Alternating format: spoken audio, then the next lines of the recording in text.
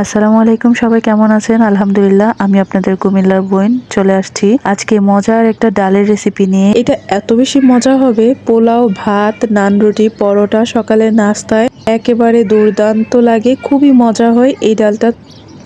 এই ছোলা বুটটা যে এতটা মজা, বাচ্চা বড় সবাই বাসার খুবই পছন্দ করে। আমার বাসায় একদম ছোট থেকে বড় সবাই পছন্দ করে। শুধুমাত্র একটা উপকরণ থাকলেই আজকে এই ছোলা বুটের ডালটা খুব মজা এবং স্পেশালভাবে রান্না করে নিতে পারবেন। বাসায় আর তেমন কিছু থাকা লাগবে না, খুবই অল্প উপকরণে আপনারা খেয়েই নিজেই রান্না করে বিশ্বাস করবেন যে এটা আসলেই মজা, খুবই খুবই মজা। তো চলেন রেসিপিতে চলে যাই। এইবার আমি 2 কাপ ডাল পানিতে ভিজিয়ে নিচ্ছি।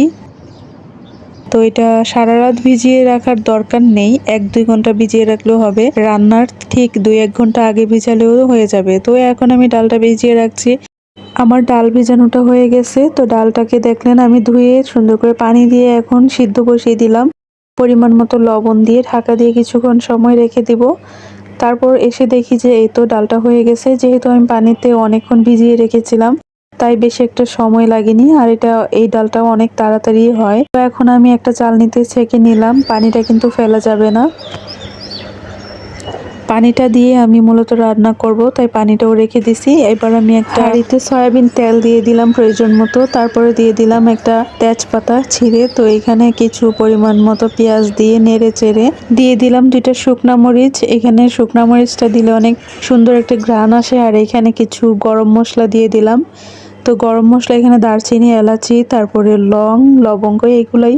এবার কিছু আদা রসুন পেস্ট দিয়ে দিলাম। দেওয়ার পরে যেন মশলাটা পুড়ে না যায়, একটু পানি দিয়ে এবার কিছু গুঁড়া মশলা অ্যাড করছি। দেখেন, ধনিয়ার গুঁড়া, তারপর জিরা গুঁড়া, হলুদ গুঁড়া, মরিচের গুঁড়া, তারপরে এখানে আর কিছুই দিব না।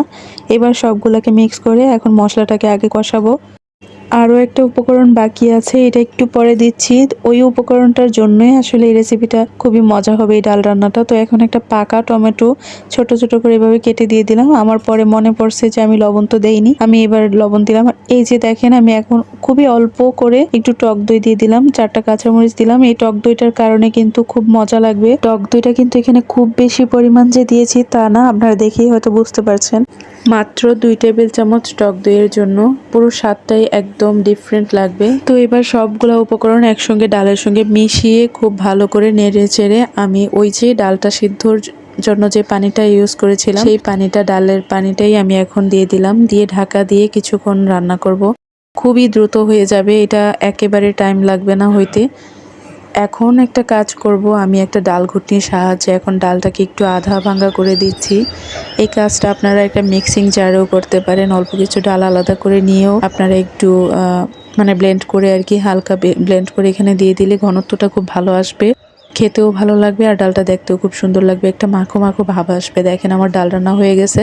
এখন আপনারা এখানে চাইলে একটু বেরেস্তা উপরে দিয়ে দিতে পারেন, তারপরে একটু ধনিয়া পাতা দিতে পারেন। আমার ডাল কিন্তু একেবারেই রেডি। এখন আপনারা এটা যে কোনো কিছুর সঙ্গেই খেয়ে নিতে পারবেন। খুবই মজার একটা ডাল। এই রেসিপিটা আপনার বাসায় অবশ্যই অবশ্যই ট্রাই করবেন আর আমাকে জানাবেন যে কেমন হলো।